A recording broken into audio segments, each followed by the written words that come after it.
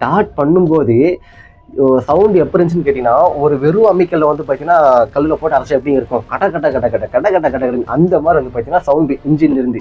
என்னடா இது, வண்டி வாங்கினோம், வண்டி வாங்கி கொஞ்ச நாள்லயே பிரச்சனை வந்துச்சு. சரி ஓகே, அதை சரி பண்ணோம். இப்போ திரும்பவும் அதே மாதிரி அதே பிரச்சனை வருது. சரி இது எதனால வரும்? இன்ஜின் கேஸ் கட்டவே மாற்றாம அதை வந்து ஒரு டேப் அடிச்சு ஒட்ட வச்சு அப்படியே வந்து போட்டு கொடுத்துருக்காங்க. அந்த லேத்தில் வந்து பார்த்தீங்கன்னா ஏதோ ஒரு மிஸ்டேக் பண்ணிட்டாங்க. இது வந்து என்ன ஆச்சுன்னு கேட்டிங்கன்னா, அந்த கிராங்க் வந்து ஸ்பேருக்கு மட்டுமே எனக்கு கிட்டத்தட்ட ஒரு 20 ரூபா பக்கம்லாம் தொட்டுச்சு. ஆனால் நம்ம செக் பண்ணி பார்த்து ரீஸ்டோர் பண்ணுறது ரொம்பவுமே யூஸ்ஃபுல்லாக இருக்கும்னு என்னோட அனுபவத்தில் நான் தெரிஞ்சுக்கிட்ட விதத்தில் உங்களுக்கு சொல்கிறேன்பா. வணக்கம் நண்பா, welcome to my channel. I am your Sanju. நண்பா, இந்த வீடியோவில் வந்து நான் உங்ககிட்ட என்னென்ன ஷேர் பண்ண போறேன்னு கேட்டிங்கன்னா, நம்ம R15 வெர்ஷன் 2 ஃபுல்லாக ரீஸ்டோர் பண்ணுறதுக்கு எவ்வளோ செலவாச்சு, அது கூடவே அது ரீஸ்டோர் பண்ணும்போது நான் என்னென்ன ப்ராப்ளம்லாம் நான் ஃபேஸ் பண்ணேன் அப்படிங்கிற எல்லாத்தையுமே ஒரு ஃப்ரெண்ட்லியாக உங்ககிட்ட ஷேர் பண்ண போகிறேங்க. கண்டிப்பாக இந்த வீடியோ வந்து R15 வெர்ஷன் 2 இருக்கட்டும், இல்லை வேறு ஏதோ ஒரு பைக்காக இருக்கட்டும், அதை வந்து ஃபுல்லாக ரீஸ்டோர் பண்ணணும்னு நினைக்கிறவங்களுக்கு இந்த வீடியோ கொஞ்சம் பயனுள்ளதாக இருக்கும்னு நான் நம்புகிறேங்க. வாங்க நண்பா, இப்போ வீடியோக்குள்ளே போகலாம். நண்பா, முதல்ல நான் வந்து எதுக்காக இந்த R15 வெர்ஷன் 2 வாங்கினேன்னு கேட்டிங்கன்னா, நான் வந்து ஒரு பேச்சுலருங்க. ரெகுலராக நான் வந்து நைட் ஷூட் போகணும், வேலைக்கு போகணும். எனக்கு வந்து கண்டிப்பாக ஒரு பைக் வந்து பார்த்தீங்கன்னா தேவைப்படும் இல்லைங்களா? அதுக்காக இந்த பைக் வந்து பார்த்தீங்கன்னா சூஸ் பண்ணேன். ஃபஸ்ட்டு வந்து நான் ஒரு டிஸ்கவர் 100 ஒரு பைக் வச்சுருந்தேங்க. அந்த பைக் வந்து பார்த்தீங்கன்னா ஒரு ஆக்சிடென்ட்டில் அந்த பைக்கே காணாமல் போயிடுச்சு. அதெல்லாம் வந்து ஒரு பெரிய கதைங்க. அதை நான் ஒரு மோட்டோ விலாக் வீடியோவில் நான் உங்கள்கிட்ட கண்டிப்பாக ஷேர் பண்ணுறேன். அந்த ஆக்சிடென்ட்டுக்கு அப்புறம் நான் வந்து ஒரு 3 மாதம் பக்கம் வீட்லேயே ரெஸ்ட் எடுக்க வேண்டிய நிலமை வந்துருச்சு. சரிங்களா? அப்படி இருக்கும்போது சின்ன சின்ன கடனும் வந்து வந்துருச்சு. சரி ஓகே அப்படின்ட்டு ஒரு லோன் ஒன்று அப்ளை பண்ணாங்க. எனக்கு லோனும் கிடச்சிருச்சு. சின்ன சின்ன கடன் எல்லாமே கட்டி முடிச்சுட்டு மீதி இருக்கிற அமௌண்ட்டில் ஒரு பைக் ஒன்று வாங்கிக்கலாம் நான் பிளான் பண்ணேன். சரி ஓகே, நம்மகிட்ட இருந்த பைக்கும் போயிடுச்சு. இதுக்கப்புறம் நம்ம வேற ஒரு பைக் வாங்க போகிறோம். நமக்கு பிடிச்ச பைக்காகவே வாங்கிக்கலாமே அப்படின்னு ஒரு பிளான் பண்ணாங்க. எனக்கு பிடிச்ச பைக்னா நம்ம ஊருக்கு பக்கத்துலேயே தான் ஊட்டி இருக்குங்க. அடிக்கடி வந்து பார்த்தீங்கன்னா இங்கே ரைட் போகும்போது இந்த ஊட்டியில் இந்த ஹில் ஸ்டேஷனில் ரைட் பண்ணுறதுக்கு இந்த மாதிரி R15 இந்த பைக்லாம் வந்து பார்த்தீங்கன்னா ரொம்பவுமே சூப்பராக இருக்கும். எனக்கு என் ஃப்ரெண்டோட பைக்லாம் வந்து R15 V3 ஓட்டி அந்த பைக் மேலே எனக்கு அந்த பைக் மேலே ஒரு பெரிய லவ்வே வந்துடுச்சுங்க. சரி ஓகே, R15 V3 வாங்க நான் பிளான் பண்ணேன். பட் என்கிட்ட இருந்த அமௌண்ட்டுக்கு அந்த பைக்னால வாங்க முடியாது. ஏன்னா அதெல்லாமே 1 லட்ச ரூபாய்க்கு மேலே இருக்கும். சரி ஓகே, R15 V3 வாங்கினா நம்ம V2 வாங்கிக்கலாம். இதுனா நம்ம பட்ஜெட்டுக்கு ஏற்ற மாதிரி இருக்கும், இது நல்ல ஒரு ஹேண்ட்லிங் இருக்கும், மைலேஜ் இருக்கும், லாங் ரைட் போகிறதுக்கு எல்லாத்துக்குமே கரெக்டாக இருக்குங்கிற ஒரு காரணத்தினால சரி ஓகே, என்கிட்ட இருந்த பட்ஜெட்டில் இந்த R15 V2 வாங்கிட்டேங்க. இந்த பைக் வாங்கிட்டு ஸ்டார்டிங்கில் எல்லாருமே என்ன பண்ணுவாங்க, ஒரு செகண்ட் ஹேண்டில் ஒரு பைக் வாங்கினோன்னே ஒரு ஜென்ரல் செக்அப் பண்ணுவாங்க. இன்ஜின் ஆயில் மாற்றுறது, ஏர் ஃபில்டர் மாற்றுறது, ஸ்பார்க் பிளக்கு இல்லை கூலண்ட் ஆயில் டாப்அப் பண்ணுறது, இந்த மாதிரி ஒர்க்லாம் வந்து பண்ணுவாங்க இல்லைங்களா? நானும் எல்லாம் பைக்கை வாங்கி முடிச்சுட்டு இந்த ஒர்க் எல்லாமே பண்ணி முடிச்சிட்டாங்க. அதுக்கு வந்து பார்த்தீங்கன்னா டோட்டலாக ஒரு 2000 ரூபாய் செலவாச்சு. இதை வந்து நம்ம ஒரு ஷோரூம் போய் பண்ணோன்னா கண்டிப்பாக அங்கே ஒரு 4000 ரூபாயிலிருந்து 5000 ரூபாய் வந்துருங்க. ஏன்னு கேட்டிங்கன்னா அங்கே லேபர் சார்ஜ் அதெல்லாமே போட்டுருவாங்க. நான் வந்து இதெல்லாமே வீட்லேயே பண்ணிக்கிட்டேங்கிறதுனால எனக்கு ஸ்பேருக்கான ரேட் மட்டும் போட்டுக்கலாம், ஓகேங்களா? நான் யூஸ் பண்ணுற இன்ஜின் ஆயில் வந்து மோட்டோ தாங்க யூஸ் பண்ணுவேன். அதோட ப்ரைஸ் வந்து ஒரு 1000 ரூபாய், 990 ரூபா வருங்க கரெக்டாக. அது கூட ஏர் ஃபில்ட்ரு, ஆயில் ஃபில்ட்ரு, அப்புறம் கூலண்ட் ஆயில் இதெல்லாம் வாங்கினதுக்கு டோட்டலாக அந்த ஸ்பேருக்கான காஸ்ட் மட்டும் ஒரு 2000 ரூபான்னு போட்டுக்கலாம். சரிங்களா? 2000 ரூபாய் போட்டுக்கிட்டேங்க. இதுக்கப்புறமா இந்த பைக்கை வாங்கிட்டு எல்லா வேலையும் முடிச்சுட்டு ஒரு 4 நாள் நான் பைக் ஓட்டிகிட்டு இருக்கிறேன். பைக் இன்ஜின் வந்து பார்த்தீங்கன்னா ஓவராக ஹீட் ஆகுது. ரேடியேட்டர் ஃபேன் அடிக்கடி சுற்றிக்கிட்டே இருக்குது. நமக்கு மட்டும் ஏன் இப்படி எல்லாம் நடக்கிறது? என்ன பண்ணுறதுன்னு அப்படியே புரியாமல் வீட்டுக்கு வந்து ஃபேரிங் எல்லாமே பிச்சு போட்டு இன்ஜின் ஆயிலும் நான் கழட்டி பார்த்தேன். இன்ஜின் ஆயிலை கழட்டும் போது தான் தெரியுது கூலண்ட் ஆயில் எல்லாமே இன்ஜின்குள்ளே இருக்குங்க. புரியுதுங்களா? ஃபுல்லாக இந்த பிரச்சனை எதனால வரும்னு கேட்டிங்கன்னா, வாட்டர் பம்பு கிட்ட ஒரு ஆயில் சீல் வரும். அந்த ஆயில் சீல் வந்து டேமேஜ் ஆகிருந்தால் மட்டும்தான் ரேடியேட்டர்லேருந்து வர ஆயில் இன்ஜினோட ஹெட்டு போய் சர்க்குலேஷன் பண்ணாமல் கீழேயே வந்து பார்த்தீங்கன்னா வந்துடும். எனக்கு அதை பார்த்தோன்னே ஒரு சங்கடமாக போயிடுச்சு. என்னடா இது, பைக் வாங்கி அதுக்குள்ளே ஒரு பிரச்சனையா அப்படின்னு சொல்லி ஒரு மாதிரி வருத்தமாயிடுச்சுங்க. சரி ஓகே, ஒரு வாட்டர் பம்ப் ஆயில் சீல் தானே, அதை மட்டும் வாங்கி மாற்றிக்கலாம் அப்படின்ட்டு அது ஒன்று வாங்கினேங்க. அதோடைய ப்ரைஸ் வந்து பார்த்தீங்கன்னா 1500 சில்லரை எவ்வளவோ வருங்க. நான் வந்து இதையும் நான் வீட்லேயே மாற்றிக்கிட்டேங்கிறதுனால அந்த ஸ்பேருக்கான பில்லு மட்டும் போட்டுக்கலாங்க. இதை வந்து அவங்க என்ன தப்பு பண்ணியிருக்காங்கன்னு கேட்டிங்கன்னா, ஆல்ரெடி அந்த வாட்டர் பம்ப் ஆயில் சீலை போட்டவங்க தலைகீழாக போட்டு வச்சுருக்காங்க. என்ன மனுஷன், அந்த ஆயில் சீல்லையே போட்டிருக்கும். இந்த பக்கம் வந்து வாட்டர் லைன் கிட்ட வருது, இந்த பக்கம் ஆயில் லைன் கிட்ட வருதுன்னு அதுலேயே போட்டிருப்பாங்க. ஆனால் அவங்க தலையில தப்பாக போட்டு வச்சுட்டாங்க. அதனால அந்த பிரச்சனை வந்துச்சுங்க. இப்போ இது கூடவே இன்னொரு பிரச்சனை என்னன்னு கேட்டிங்கன்னா, எப்படியோ ஒரு வழியாக நான் வாட்டர் பம்ப் ஆயில் சீல் புதுசு வாங்கி மாட்டிட்டேன். இப்போ இதுக்கப்புறமா புது இன்ஜின் ஆயிலும் ஊற்றணும், புது கூலண்ட் ஆயிலும் ஊற்றணும் இல்லைங்களா? ஏன்னு கேட்டிங்கன்னா, பழைய இன்ஜின் ஆயில் வந்து அதுக்குள்ளே தான் ரேடியேட்டர்லேருந்து இந்த வாட்டர் பம்ப் கூலண்ட் ஆயில் எல்லாமே வந்து பார்த்தீங்கன்னா ஃபுல்லாக மிக்ஸ் ஆகிடுச்சிங்களே. அப்போ எனக்கு என்ன ஆகும், அது ஃபுல்லாமே எனக்கு வேஸ்ட்டு தான். கூலண்ட் ஆயிலும் வேஸ்ட்டு, இன்ஜின் ஆயிலும் புது இன்ஜின் ஆயிலும் வேஸ்ட்டு. அப்போது புதுசாக இன்ஜின் ஆயிலும் வாங்கணும், கூலண்ட் ஆயிலும் வாங்கணும். அப்போ அதை ரெண்டையும் சேர்த்து நீங்கள் கனெக்ட் பண்ணி பாருங்கள். இன்ஜின் ஆயில் வந்து 1000 ரூபாய், கூலண்ட் ஆயில் வந்து பார்த்தீங்கன்னா ஒரு 200 ரூபான்னு போட்டுக்கோங்க. நம்ம 1000 ரூபானே போட்டுக்கலாங்க, ரொம்ப கம்மியாகவே எடுத்துப்போம், 1000 ரூபாய். இப்போ எப்படியோ வந்து பார்த்தீங்கன்னா ஒரு வழியாக நான் முடிச்சிட்டேன். இப்போ இதையுமே நீங்கள் ஷோரூமில் போய் பண்ணினீங்க அப்படின்னா அந்த வாட்டர் பம்ப் ஆயில் சீலை மாற்றி இந்த ஃபேரிங்கெல்லாம் போட்டு அதுக்கப்புறமா இந்த இன்ஜின் ஆயில் புதுசாக கூலண்ட் ஆயில் இதெல்லாமே டாப் பண்ணிங்கன்னா கண்டிப்பாக 5000 ரூபாய் வந்துடுங்க. நான் இதெல்லாம் வீட்டிலேயே பண்ணதுங்கிறதுனால ஒரு 1000 ரூபாய் மட்டும் எடுத்துக்கிறேன். இதுக்கே நீங்கள் பாருங்கள், கடைசி வரைக்கும் பாருங்கள், எவ்வளோ பில்லுன்னு மட்டும் நீங்கள் பாருங்கள், கண்டிப்பாக நெஞ்சே அடைச்சிரும். எப்படியோங்க இப்போ ஒரு பிரச்சனை முடிஞ்சு, இதுக்கப்புறம் சரி ஓகே நம்ம வண்டியில் இந்த பிரச்சனை எல்லாமே முடிஞ்சு, இதுக்கப்புறம் சின்ன சின்ன வேலை தானே, செயின்ஸ் பேக்கெட்டு, அப்புறம் சின்ன சின்ன ஃபேரிங்கை வந்துட்டு கொஞ்சம் மாடிஃபை பண்ணுறது, கலர் ஃபேடானதை மாற்றுறது, இந்த மாதிரி ஒரு தானே, சரி இதெல்லாம் நம்ம பொறுமையாக காசு இருக்கிறப்ப பார்த்துக்கலாம் அப்படின்னு நினச்சிட்டு நான் ஒரு நம்பிக்கையில் அப்படியே வண்டி ஓடி போயிருக்கிறேங்க. திரும்ப அதே மாதிரி ஒரு 4 நாளைக்கு அப்புறம் ஒரு பிரச்சனை. திரும்பவும் வந்து பார்த்தீங்கன்னா அதே மாதிரி ரேடியேட்டர் ஃபேன் சுற்றிக்கிட்டே இருக்குது, இன்ஜின் வந்து பார்த்தீங்கன்னா ஓவர் ஹீட் ஆகுது. அப்போ எனக்குள்ளே எப்படி இருக்கும்னாலாம் திங்க் பண்ணி பாருங்கள், என்னடா இது வண்டி வாங்கினோம், வண்டி வாங்கி கொஞ்ச நாள்லேயே பிரச்சனை வந்துச்சு, சரி ஓகே அதை சரி பண்ணோம், இப்போ திரும்பவும் அதே மாதிரி அதே பிரச்சனை வருது, சரி இது எதனால வரும் அப்படின்ட்டு திரும்பவும் வந்து வீட்டுக்கு வந்து இன்ஜின் ஆயிலை கழட்டி பார்த்தாங்க, இன்ஜின் ஆயில் நல்லா தான் இருந்துச்சு. என்னடா இன்ஜின் ஆயில் நல்லா தான் இருக்குது, கூலண்ட் ஆயிலும் மிக்ஸ் ஆகுது, அப்புறம் எதனால அந்த பிரச்சனை வருது என்ன எதுன்னு ஒன்றுமே புரியாமல் இருந்துச்சுங்க. சரி இது வேலைக்கு ஆகாது, ஒரு நல்ல ஒரு சீனியர் மெக்கானிக்கை பிடிப்போம் அப்படின்ட்டு எனக்கு தெரிஞ்ச ஒரு மெக்கானிக் என்னங்க, சரிங்களா, அவர்கிட்ட போய் வண்டியை கொடுத்தேன். இன்ஜின் ஹெட்டை வந்து பார்த்தீங்கன்னா ஃபுல்லாக நான் கழட்டி பார்க்கும்போது தான் தெரிஞ்சு ஊற்றின கூலண்ட் ஆயில் எல்லாமே எங்கே வந்திருக்குன்னு கேட்டிங்கன்னா அப்படியே இன்ஜினோட ஹெட்டை சுற்றி அங்கே வந்து ஸ்டோர் ஆயிருக்கு. இது எதனால வந்துச்சுன்னு கேட்டிங்கன்னா இன்ஜினோட ஹெட் கேஸ்கட் வந்து பார்த்தீங்கன்னா பிரேக் ஆகிருந்திருக்கு. அது பிரேக் ஆகிருந்துச்சான்னு கேட்டிங்கன்னா கிடையாது, ஆல்ரெடி வந்து பார்த்தீங்கன்னா போட்டவங்க அந்த இன்ஜின் கேஸ்கட்டவே மாற்றாமல் அதை வந்து ஒரு டேப் அடித்து ஒட்ட வச்சு அப்படியே வந்து போட்டு கொடுத்துருக்காங்க. அதனால அந்த கேஸ்கட்டும் வந்து பார்த்தீங்கன்னா பிடுங்கிடுச்சு. எனக்கு இதனாலேயே வந்து பார்த்தீங்கன்னா இன்னொரு ஒரு சங்கடம், ஆல்ரெடி பைக் வாங்கினப்ப அது 2வது டைம் சரி பண்ணுறப்பவே ஒரு சின்ன கடனாயிருச்சு. இதுக்கப்புறம் இது என்னடா புதுசாக ஹெட் கேஸ் கட்ட வர மாற்றணுமா அப்படின்னு சொல்லிட்டு ரொம்ப வந்து பார்த்தீங்கன்னா நொந்து நூல் ஆகிட்டாங்க. அந்த டைமில் தான் எனக்கு ரொம்ப ஸ்ட்ரெஸ்ஸு, டிப்ரெஷன், உடம்பு இறங்குறதுக்கு எல்லா காரணமே அந்த டைமில் தான் ஆச்சு.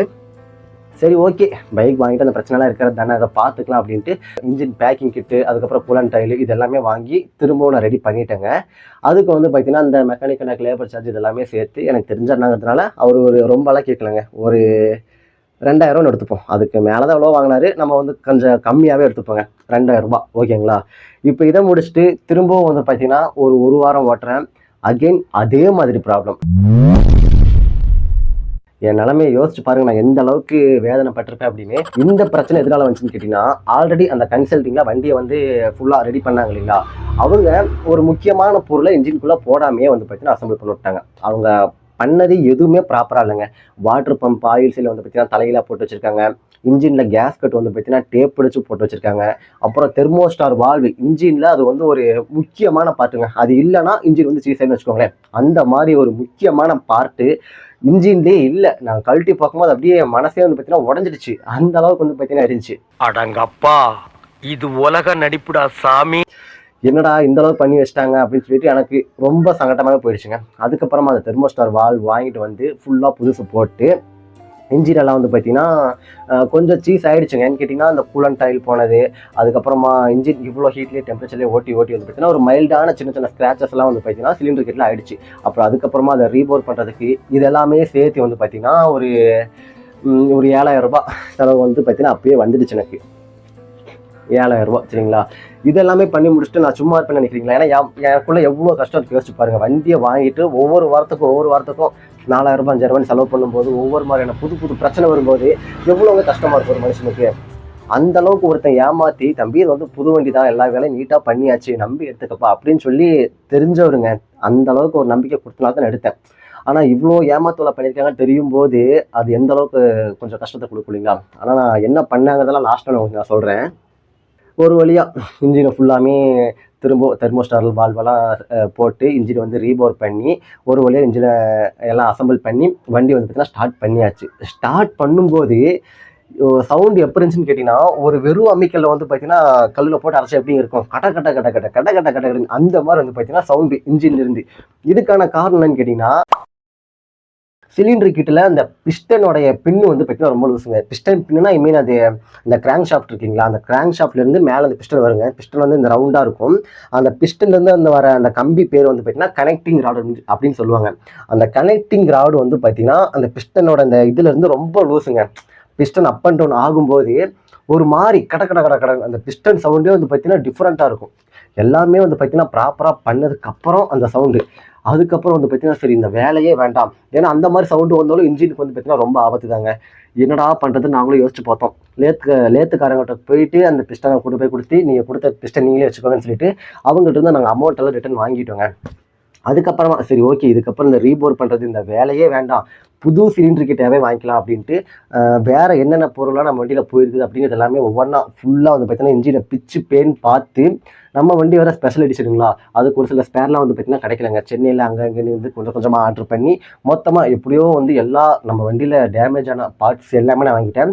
அது எல்லாத்துக்குமே சேர்த்து ஒரு 9,000 சம்திங் எவ்வளோ வந்துச்சுங்க. அதுக்கான பில்லு கூட என்கிட்ட இருக்குன்னு நினைக்கிறேன். ஒரு 10,000 வச்சுக்கோங்க நண்பா. 10,000 ஒரு அப்ராக்சிமேட்டாக நான் போட்டுக்கிறேங்க. இது வந்து ஒரு புத்துமதிப்பாக போட்டிருப்பேன். ஆனால் இதை வந்து கொஞ்சம் அதிகமாக தான் எனக்கு வந்துச்சு சரிங்களா. இது கூட நாய்க்குட்டி வேறு கத்துது. இது கூட சென்னையில் பெங்களூரில் இங்கிருந்து நான் ஒரு சில 2-3 ஸ்பேர்லாம் வாங்கினேங்க. அதுக்கான அந்த பஸ் சார்ஜு அப்புறம் இந்த கொரியர் பண்ணி வருவாங்க இல்லைங்களா, இதெல்லாமே சேர்த்துனா எப்படி வந்து பார்த்தீங்கன்னா ஒரு 10,000 11,000 தாராளமாக வந்துடும். எல்லாமே வந்து பார்த்தீங்கன்னா ப்ராப்பராக நீட்டாக இன்ஜினில் வந்து ஒரு புது இன்ஜின் ஷோரூம்லேருந்து எடுக்கும்போது எப்படி இருக்குமோ அந்த அளவுக்கு வந்து பார்த்தீங்கன்னா நீட்டாக எல்லா பொருளுமே மாற்றி நான் ரெடி பண்ணிட்டேன். இப்போது இது வரைக்கும் நான் செலவு பண்ண அமௌண்ட்டுன்னு மட்டும் எவ்வளோன்னு கனெக்ட் பண்ணி பார்த்தா 33,500 ரூபாங்க. இது கூடவே வந்து பார்த்தீங்கன்னா ஒரு லேபர் சார்ஜ் ஒரு 3,000 எடுத்துப்போம். ஏன்னா அந்த மெக்கானிக்கெல்லாம் என்னை கொஞ்சம் ஏமாற்றவும் செஞ்சாங்க, அதுவும் நான் கண்டுபிடிச்சிட்டேன். அதுக்கான அவர் மன்னிப்பு கேட்டார். யாருங்க நான் ஏமாற்றாமல் இருக்கா, அவருக்கும் ஒரு சின்ன சின்ன கஷ்டங்கள் இருக்குது, அதனால் ஏமாத்தினாரு. அது ஒன்றும் பெரிய அளவு தப்பு இல்லை. இருந்தாலும் நம்ம நம்புறவங்களே நம்மளை ஏமாத்தினாலும் கொஞ்சம் கஷ்டமாக தானே இருக்கும். சரி ஓகே, எப்படியோ ஒன்று பார்த்தீங்கன்னா மொத்தமாக 36,000 ரூபாய்க்கு நான் இன்ஜின் வேலையை எல்லாமே ப்ராப்பராக கம்ப்ளீட்டாக முடிச்சிட்டேங்க. இதில் வந்து நான் உங்களுக்கு சொல்கிறது என்னன்னு கேட்டிங்கன்னா, இந்த மாதிரி லிக்விட் கூல்ட் இன்ஜின் இந்த ரேடியேட்டர் இருக்கிற பைக்கை வந்து நீங்கள் ஃபுல்லாக ரீஸ்டோர் பண்ணுற மாதிரி இருந்தால் அந்த இன்ஜினில் ஏதோ ஒரு கம்ப்ளைண்ட் வருதுன்னு வச்சுக்கோங்களேன். அந்த ஒரு கம்ப்ளைண்ட்டுக்கான ரீசன் வந்து ஒரு 4-5 ரீசன் இருக்கும். எனக்கு வந்து ஸ்டார்டிங்லேயே இதுதான் கம்ப்ளைண்ட் அப்படின்னு தெரிஞ்சிருந்தா கண்டிப்பாக ஒரு 40% பணத்தையாவது நான் வந்து மிச்சப்படுத்தியிருப்பேங்க. என்ன ஒரு பிரச்சனைன்னு கேட்டிங்கன்னா, இன்ஜினில் ஃபஸ்ட் ஒரு பிரச்சனை இருந்திருக்கு, அந்த பிரச்சனைனால இன்னொரு பிரச்சனை வந்துச்சு. நான் அதை வந்து பார்த்தீங்கன்னா ஒரு 3,000 சரி பண்ணுவேன். அதுக்கப்புறம் அந்த பிரச்சனை ஓகே ஆகிடும். இன்னொரு பிரச்சனை வந்து பார்த்தீங்கன்னா வரும், ஆல்ரெடி டேமேஜ்னா இந்த பொருள்னால சரிங்களா, இந்த பிரச்சனை வரும், இதை நான் சரி பண்ணுவேன். அதுக்கப்புறம் அதுவும் ஓகே ஆகிடும். அதுக்கப்புறமா இன்னொரு பிரச்சனை வரும், அதையும் ஒரு 4,000-3,000 சரி பண்ணுவேன், அதுவும் சரியாயிடும். அதுக்கான காரணம் இந்த பொருள்னால. இந்த மாதிரி ஸ்டார்டிங்லேயே ஒரு பிரச்சனை வரும்போது நான் அடியோட இந்த பொருளிலிருந்து மொத்தமாக எல்லாமே செக் பண்ணி பார்த்து ப்ராப்பராக பண்ணியிருந்தேன்னா கண்டிப்பாக எனக்கு ஒரு 3,000 4,000 5,000 எக்ஸ்ட்ரா வந்திருந்தாலும் கூட எனக்கு அதிகமாக இந்த டென்ஷன் அப்புறம் வாரத்துக்கு ஒருத்தர் இந்த மாதிரி சின்ன சின்ன பிரச்சனை வருது, அலையிறது, இந்த மாதிரி எல்லாமே மிச்சமாக இருக்குங்க.